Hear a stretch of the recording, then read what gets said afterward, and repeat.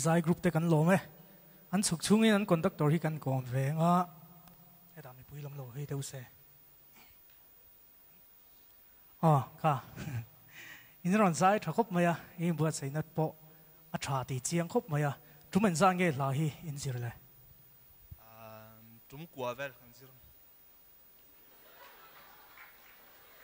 som panga zo ni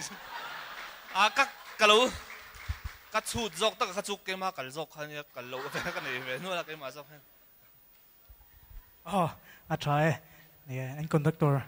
phần anh hay mà mập chỉ là cho anh buat sai nó sát lẽ ni thì cả chiang tổ mấy đi cho anh đi lại tu na in ra ya khan ít đủ thu sám em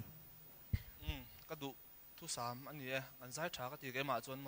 mà sẽ cái mà đi ai mà chọn chúng là mình lâu ai thấy dọc sẽ cái gì sáng thôi em vậy cần lâu hết design group thế